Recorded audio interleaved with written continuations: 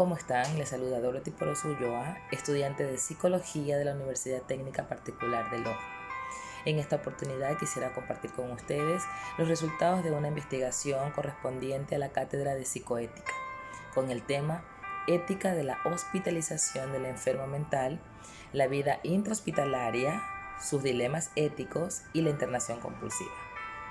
Hablando de la internación compulsiva, la ley modelo de la Asociación Americana de Psiquiatría justifica la internación compulsiva u obligatoria en tres aspectos.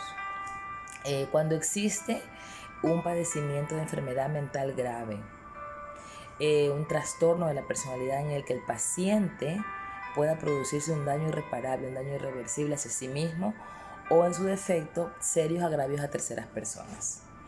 ¿Cómo puede presentarse eso de pronto cuando hay el síndrome, aparece el síndrome de abstinencia por uso o abuso de sustancias, un cuadro de depresión crónica, delirios, etcétera?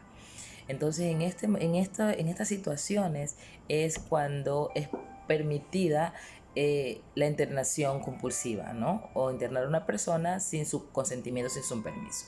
El segundo aspecto tiene que ver con algo parecido, que es cuando el individuo, el paciente, no se encuentra capacitado para dar su consentimiento válido. Entonces ahí también interviene. Y por último, cuando es necesario el tratamiento dentro de un centro hospitalario. Ahí son las tres situaciones en las que la Asociación Americana de Psiquiatría justifica pues poder internar a una persona sin su propio consentimiento. Ahora bien, en cuanto a la vida intrahospitalaria y sus dilemas éticos, ¿cuáles son los dilemas éticos que pueden presentarse dentro de este centro hospitalario? Bueno, vamos a destacar los tratos que afectan a la dignidad humana y aquellos que favorecen la independencia. Quizás entre los tratos que afectan la dignidad humana, o sea, este tema no debería ser tratado. Si realmente los psicólogos o psiquiatras enmarcan su trabajo en un código de ética, en una ética personal, ¿verdad? Interna. Pero lamentablemente la mala práctica existe. Es por eso que tratamos el tema de la dignidad humana, la importancia que es reconocer que la persona necesita ser tratada por el hecho de ser persona independientemente de su condición, ¿no? Tratada de forma adecuada, siempre pensando en su bienestar. ¿Cuáles son las cosas que se debe hacer? O a los que tienen derecho, las personas que están internadas en estos centros hospitalarios. Pues ellos, como todos los demás, tienen derecho a un trato digno, un lugar aseado, una habitación adecuada, limpio, donde la higiene se pueda notar, derecho a la alimentación, una alimentación adecuada, una alimentación balanceada. No se puede castigar a este tipo de personas quitándolos o privándoles de la alimentación.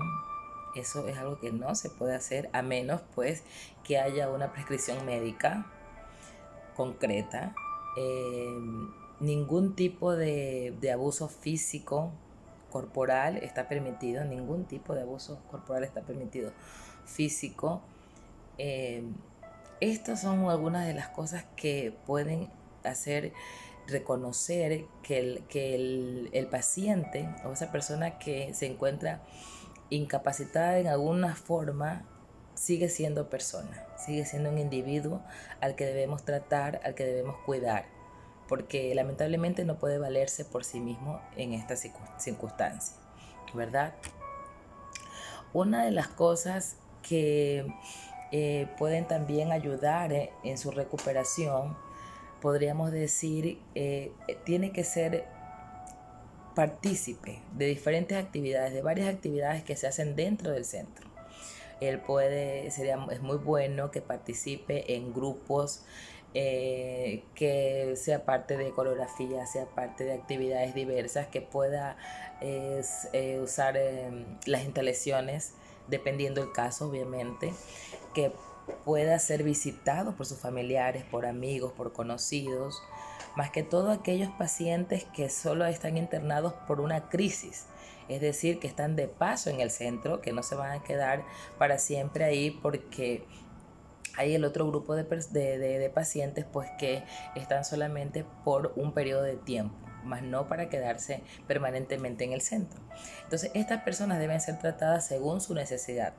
Hay que separar aquí, no hay que tratar de igual forma a todos. ¿Por qué? Porque la atención es diferenciada definitivamente. Aquí podemos destacar que estas personas que están solamente presentando una crisis que está por un periodo de tiempo, esta crisis, como no es permanente, los tratos hacia ellos deben ser especializados según su propia necesidad, y así ellos pueden irse reinsertando poco a poco a su vida real, ¿no? Hablándolo de esta manera. Ahora, para aquellos que están dentro del centro, sea dentro, sea por un corto tiempo, sea por un tiempo permanente, el trato digno debe de primar. Y estos tratos deben favorecer la independencia de cada uno de los individuos. Se les debe permitir usar, tener sus artículos de uso personal, como por ejemplo una radio, por ejemplo revistas, por ejemplo algún diario, ese tipo de cosas ellos pueden tener. Siempre hay que estar vigilando, eso sí, que los artículos que tienen estos pacientes no vayan a ser peligrosos o nocivos para ellos. Pero de lo contrario, si es algo que beneficia su estado de ánimo, si es algo que beneficia su progreso, ¿por qué no? Mantener siempre la dignidad del ser humano, reconocer que es una persona que necesita ayuda.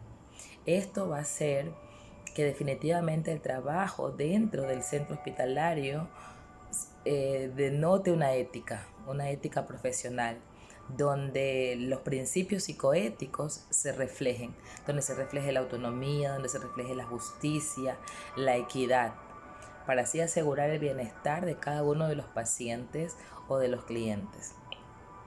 A manera de conclusión, podemos decir que los enfermos mentales deben ser atendidos por profesionales 100% éticos, así como pacientes de cualquier otro tipo de enfermedad, con la finalidad de que de procurar su bienestar es lo que nos debe interesar a nosotros como profesionales de la salud.